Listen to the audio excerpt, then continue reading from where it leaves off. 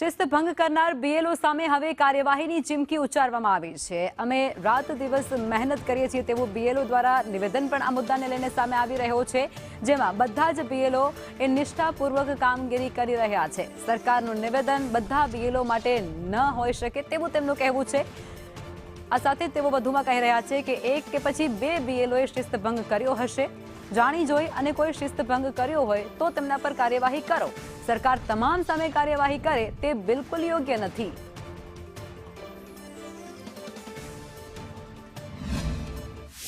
એસઆઈઆરની કામગીરી માટે બીએલઓ તરીકે શિક્ષકોને નિમણૂક કર્યા છે, ત્યારે હવે શિસ્ત ભંગ કરનાર બીએલઓ પર કાયદેસરની કાર્યવાહીની ચીમકી ઉચ્ચારવામાં આવી છે। ત્યારે આપણી સાથે કેટલાક શિક્ષક બીએલઓ છે, તેમની સાથે વાત કરીશું।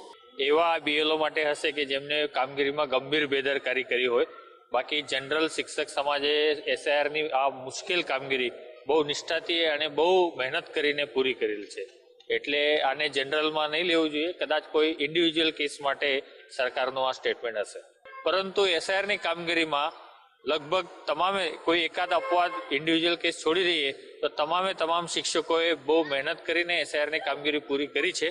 છતાં પણ સરકારને અમારી વિનંતી છે કે આવા સ્ટેટમેન્ટ જાહેરમાં ના આપે। લગભગ તો બધા બીએલઓ સારી જ કામગીરી કરી છે, બહુ નિષ્ઠાથી કામગીરી કરી છે। રાત્રે 2-3 વાગ્યા સુધી મેપિંગ કરી છે અને બધાને ખબર જ છે કે બીએલઓએ કેવી રીતે આ એસઆઈઆરની કામગીરી પાર પડી છે।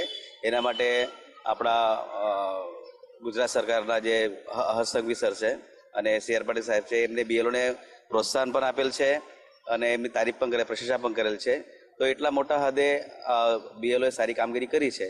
બધા વિસ્તારો વિસ્તારમાં જઈને પ્રત્યેકના દરેકના મતદાતાના ઘરે જઈને તો તપાસ કરે છે। જે ડોક્યુમેન્ટ હોય છે એ ડોક્યુમેન્ટ લઈને પોતે પણ ઘરે પણ કામ કરે છે અને જ્યાં હેડક્વાર્ટર છે તે હેડક્વાર્ટરમાં જઈને પણ પોતે જે મેપિંગની કામગીરી હોય એ કામગીરી પણ કરે છે। કેમેરા પર્સન ભૂષણ ચૌધરી સાથે